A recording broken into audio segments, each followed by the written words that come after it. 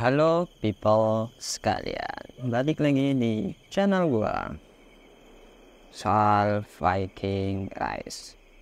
Kali ini gua bakalan bahas sedikit berbeda ya daripada biasanya. Jadi pembahasan kita kali ini bakalan ngebahas soal keputusan kalian dalam membuat game ini menjadi lebih baik. Jadi gue bakalan kasih tipsnya biar kalian bisa membuat keputusan kalian sendiri, nggak bergantung kepada tutorial yang ada. Ya boleh sih ada tutorial, tapi sisanya keputusan memang murni kalian yang menentukan. Oke, nggak usah banyak bacot lagi, biar nggak lama-lama, kita langsung mulai aja.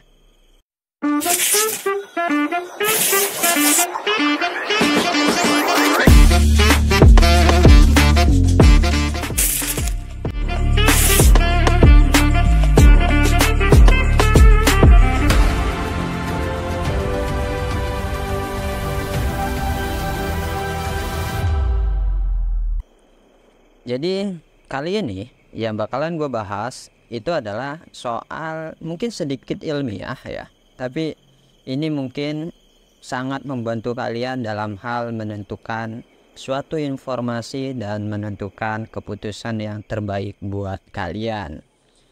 Dan di sini disclaimernya adalah gue selalu menganggap game yang seperti ini itu seperti halnya kita kehidupan nyata. Jadi kalau misalkan di kehidupan nyata kita memilih hidup itu berdasarkan keputusan-keputusan yang telah kita lakukan di awal dan jadilah kita yang sekarang gitu. Dan itu butuh proses yang lama gitu kan ya. Nah, tapi di game kita belajar bahwasanya keputusan yang kita buat di awal itu bakalan kita terima di akhir juga. Tapi kalau di game itu jangka waktunya singkat. Berbeda dengan kehidupan yang lama dan kadang kita nggak sadar bahwasanya itu hasil dari keputusan kita sendiri. Benar atau tidak? Kalian yang tahu jawabannya. Oke, di sini yang bakalan gue bahas itu mengenai suatu komponen yang menyebabkan kita kadang salah mengartikan suatu keputusan yang kita buat.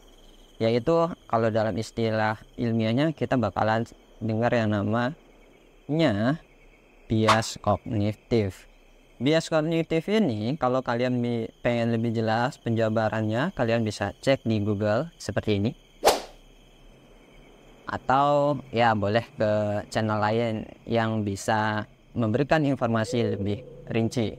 Cuman versi gua dalam artian lebih singkatnya, bias kognitif itu adalah suatu penyimpangan dalam menentukan suatu hal atau keputusan berdasarkan faktor tertentu dalam hal kecenderungan kalian. Bisa pengalaman, bisa cerita orang, bisa apapun. Intinya ada faktor tertentu yang menyebabkan kalian nggak yakin dengan pilihan kalian sendiri dan kalian menyimpang. Itu yang disebut dengan bias kognitif. Nah, dalam game ini gue mungkin bakalan bahas dari sekian banyak bias yang sudah terdata. Gue cuman bahas beberapa yang relate dengan game dan relate dengan kehidupan kalian. Mungkin bisa digunakan juga. Yang pertama, yaitu adalah bias confirmatory. Jadi bias yang dimana kecenderungan kalian itu berdasarkan dengan informasi yang kalian yakini. Jadi kalau misalkan ada informasi baru, tutorial baru tentang game ini yang dimana itu sejalan dengan yang kalian, itu kalian pasti pilih.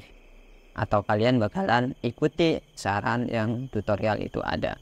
Tapi kalau misalkan nggak sejalan, kalian pasti bakalan mulai ngereok, mulai membantah, mulai denial kayak gitu. Itu namanya bias confirmation. Dan kedepannya gue bakalan bahas langsung versi gue. Kalau pengen lebih lengkapnya biasa, kalian cek di Google aja ya. Cuman ini adalah versi rangkuman gue. Dan bias confirmation ini itu sedikit mirip dengan bias Orsit. Jadi ostrich gitu kali ya bacanya. Jadi bias ostrik itu kecenderungan kita menolak kenyataan. Jadi kalau misalkan ada hal buruk dengan sesuatu yang kita sedang lakukan, maka kita menolak informasinya. Contoh, misalkan kita lagi investasi di hero Evo atau hero Olena atau hero legend yang lain. Contoh, kalau gua antara Verdandi atau Arthur, ragu tuh mau milih yang mana, lu pilih tuh Arthur ya misal. Terus banyak yang bilang enggak kok, bagusan Verdandi itu gini-gini, Arthur itu jelek karena gini. Nah kalian kalau yang kena bias ini biasanya kalian menutup diri dari hal-hal yang kayak gini. Jadi kalian tidak mau menerima kenyataan bahwa Arthur itu ada kelemahannya ya, dan ada kelebihan juga. Jadi semuanya itu ada kelebihan dan kelemahannya. Yang jelas nggak ada yang benar-benar sempurna. Oke, itu. Jadi di sini gua sudah jelasin ya, ada bias tertentu. Nah, ini bakalan relate ke gamenya juga. Jadi buat kalian yang sering main game ini dan sering ngecek tutorial kanan kiri depan belakang, atau nemu tutorialnya bang ini bang itu bang abang-abang yang lain gitu, kalian bisa pilih dengan bijak. Kalian termasuk tipikal orang yang menentukan keputusan itu yang berdasarkan bias yang mana nih gitu. Dan bias yang terakhir yang bakalan cocok juga buat kalian adalah bias yang berupa sunk cost fallacy.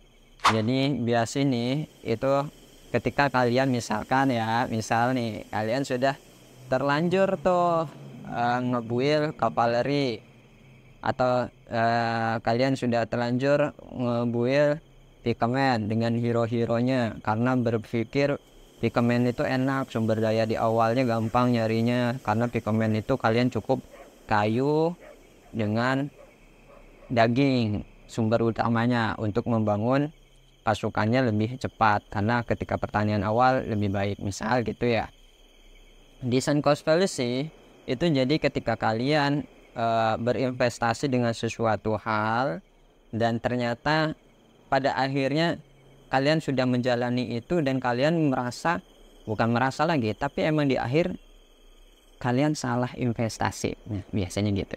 Jadi kalian sudah tahu nih investasi gua di sini itu salah. Misalkan pengen pemain yang bagus, ternyata kok investasi di gearnya salah, atau investasi di risetnya salah, atau investasi di hero nya salah. Tapi kalian karena udah terlanjur investasi di contoh di hero A yang seharusnya kalau kalian pikemen harusnya ke hero B, nah kalian tetap melanjutkan karena kalian berpikir ya gue udah terlanjur nih, kalau nggak dilanjutin sayang dong investasi gue sebelumnya dari waktu, sumber daya dan sebagainya kayak gitu. Nah ini namanya bias sunk cost fallacy. Jadi kita terpaksa melanjutkan sesuatu yang sudah terlanjur, dan itu yang jelas gak bagus dong gitu ya. Kalau emang jelek ya jelek aja, nggak usah apa istilahnya memaksakan diri untuk menganggap hal itu benar gitu. Oke, itu seputar soal bias. Jadi sambil jalan nih nanti gue bakalan contohkan secara rincinya bias itu seperti apa ya, yang menyebabkan kalian bisa kok menyimpang dari keyakinan kalian awalnya.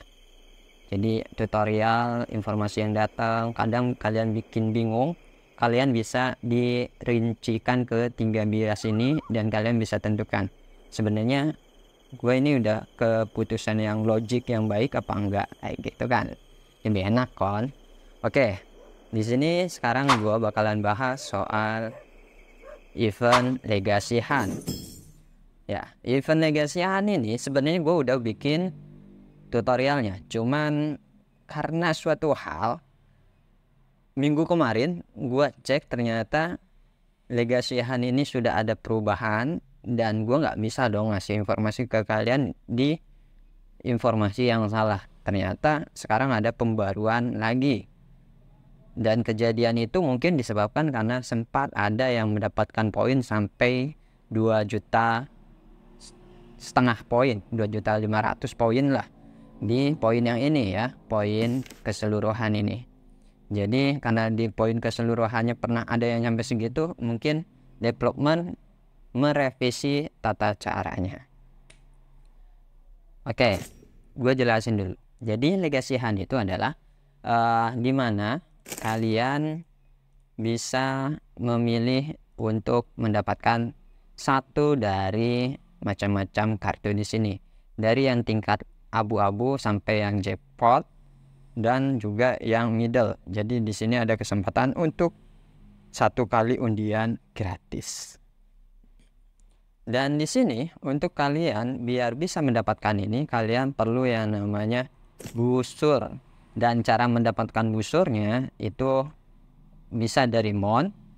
Jadi dengan cara kalian menangkap atau menggunakan horn, atau dari Hall of Valor, ya dari batu-batu itu, dari kembangkan hero, mulai dari semua hero dengan shardnya jelas, equipment berarti kalian menempa, dan pembelian gems. Kalau untuk pembelian gems ini berarti untuk kalian yang suka top up, tapi yang lainnya bisa. Contoh mount itu kalau yang ini kayaknya belum berubah ya, jadi per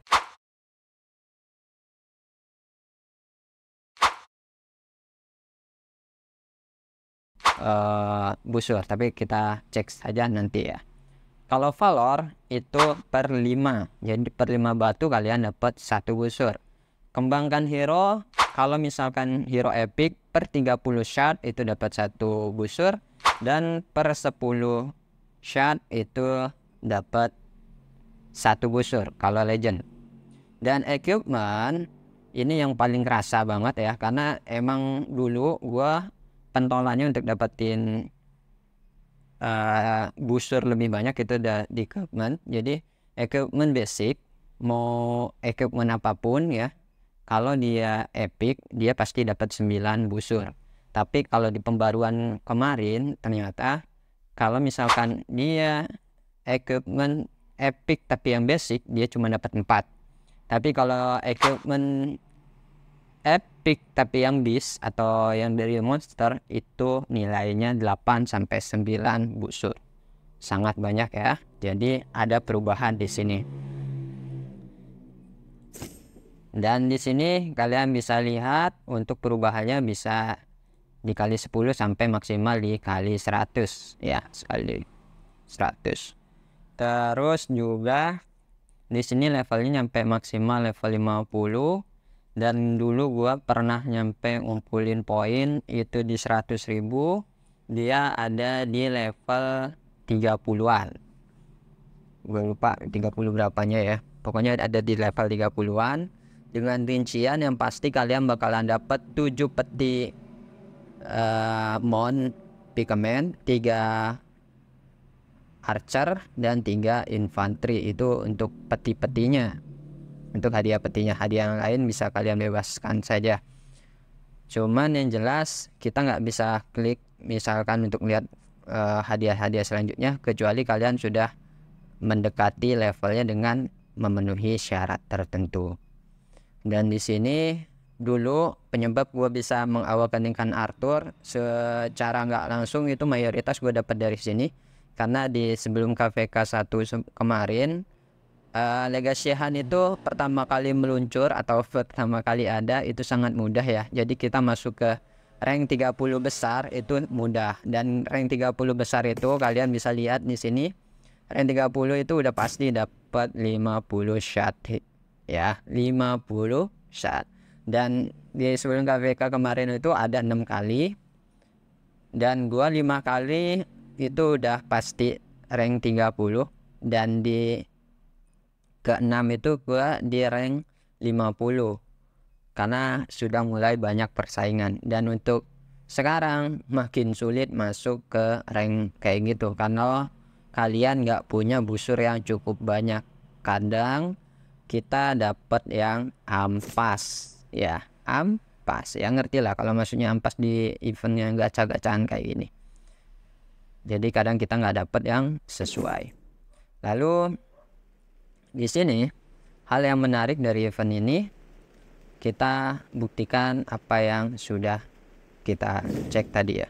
Kalau misalkan ini nangkap 50, gua nggak punya trapnya banyak karena sudah tersisa habis, jadi kita pakai horn aja. Yang horn itu terbuktinya butuh berapa baru bisa. Ini di sini ada 40, kita lengkapin jadi 50 aja. Oke, di sini 50 dan kita lihat dapat berapa kali horn untuk istilahnya dapat busur.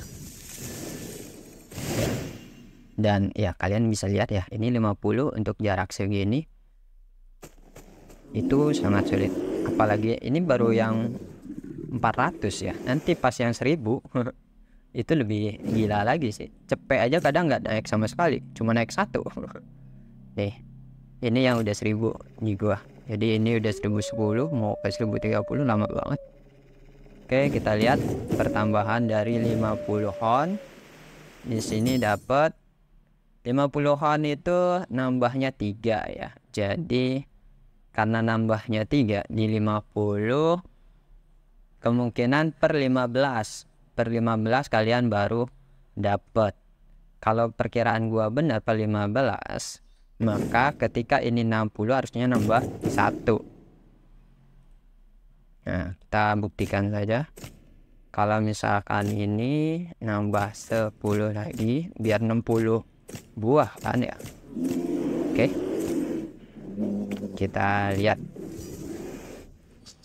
Karena 60 buah, apakah nambah 1? Oh enggak. Oke, berarti memang agak random. Cuman yang jelas kalau kalian ngabisin 50, kalian bisa dapat 3 pieces. Tapi gua agak penasaran, tapi kita ya buktikan aja. Nanggung ya, maksudnya nanggung di sini. Di sini gua kurang berapa lagi untuk maksimalin, jadi kita gunakan aja.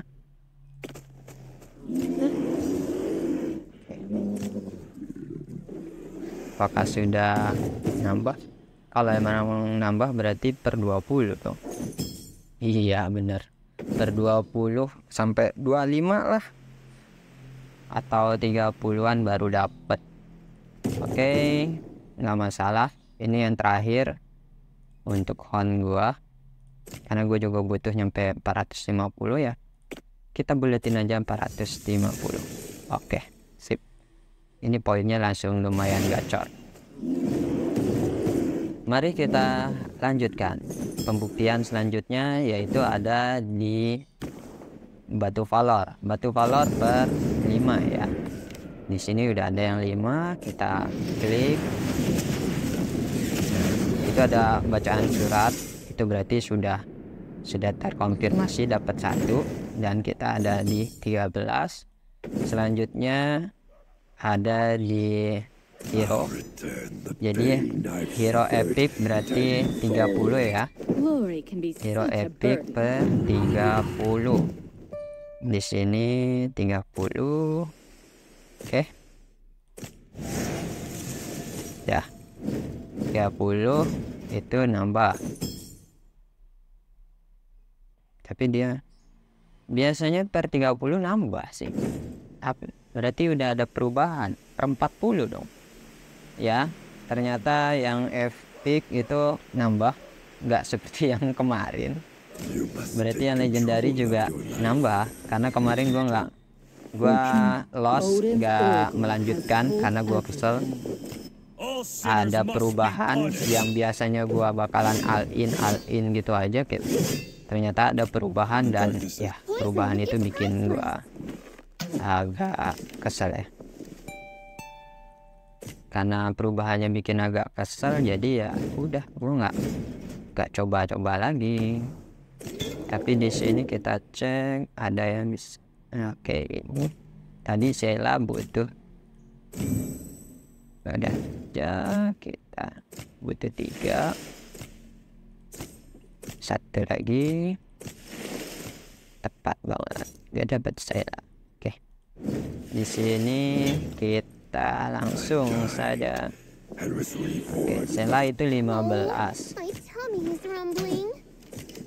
Berat. Nambah 1 dong. Ya. Tapi nambahnya 2.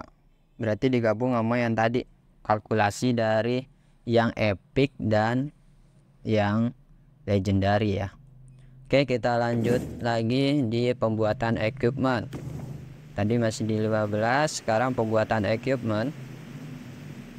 Kalau sesuai teori ya, kalau ini gua udah pastiin karena kemarin gua pengen pakai ini, tapi ternyata mengecewakan. Oke, di sini kita mulai dari yang ini. Tempat. Kalau misalkan dia tempat yang ini itu kalian cuman bakalan dapat 4 busur. Oke. Ini lebih ke gua buat konten, jadi ya gas-gasin aja. Dapat 4 busur jadi 19 kan ya. Dapat 4 busur. Tapi kalau misalkan kita yang buatnya itu yang legendary, ini contoh yang gua butuh untuk legendary ya ini, karena emang gua butuh ini. Oke. Kita buang-buang saja, nggak masalah. Just oke. Kita udah dapat. Dan di sini nambahnya, lihat, nambah 8 tadi dari 19 ke 27. Jadi sudah terkonfirmasi ya kalau untuk pembuatan equipment. Kok bang dipakai di sini? Ya udah, ini demi konten. Oke, di sini kayak kita sudah mencoba semua untuk mendapatkan poinnya. Kita sudah dapat 20 dan di sini kita bisa pilih mau 10, 100 atau gimana. Tapi ya gue biasanya di 10. Jadi kalaupun gagal ya sudah. Jadi ya kayak gini kalau gagal. Kalau misalkan nanti kena yang bagus top chair, ya udah. Kalau gagal ya sudah, kayak gini aja. Jadi ini ya kawan, kalau lagi buruk rupa ya dapatnya begini. Jadi terima nasib saja. Oke, di sini kurang 3, jadi kita habiskan untuk kompetisi aja. Apakah nanti gacor atau enggak ya itu urusan nanti. Gue juga enggak begitu ngarep banyak sih, cuman yang jelas ya sayang. Tapi mari kita perbagus mon, karena gue juga pengen bagusin mon. Jadi mari. Gak dapet, jelek berarti. Di sini dapat 4, hampir jelek lagi. Habis ini tembus enggak. Oke, tembuskan. Oke, sudah dapat 10 per 10. Oke, kita sudah dapat yang kita cari. Oh enggak, masih kurang lagi. Mari kita tembuskan.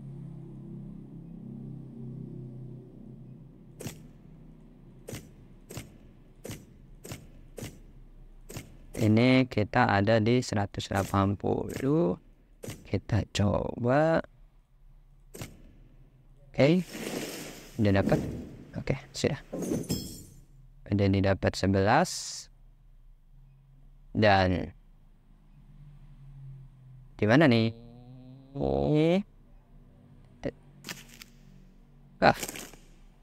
Ternyata di pojokan. Sudahlah. Seperti ini ya. Jadi masih jelek. Itu alasan kenapa Legacy Hunt itu tidak begitu worth it lagi, karena memang pertama kita dapat poinnya dikit, yang kedua kita untuk masuk ke rank 30 itu udah sulit ya. Sekarang udah banyak yang melek di event ini. Dan kita lihat terakhir untuk kedudukan sekarang level 30 itu butuh 38.000. Jadi ini tergantung ke peruntungan kalian untuk mendapatkan jackpot atau enggak. Dan sebelumnya jackpotnya itu bukan 25 tapi 35.000 sebelum sekarang. Jadi kita nikmati saja permainan yang ada. Nah, di sini sudah jelas ya, Legacy Hunt untuk kalian sudah tidak worth it lagi. Tapi kalau kalian pengen ngejar nyampe level minimal top 200 biar dapat 10 pieces ya nggak masalah gitu. Cuman seperti yang tadi udah gua contohin bahwasanya namanya kita main gacha, keuntungan kita juga minus. Kadang hasilnya jackpot, kadang hasilnya enggak. Tapi yang jelas ya sudah, seperti biasa namanya game. Kadang walaupun kita bilang ini hanya hiburan, tapi terkadang kita kesel dan ya kita pengen main terus ya. Jadi coba koreksi lagi, apakah game seperti ini sekedar hiburan atau enggak? Kalian juga tahu.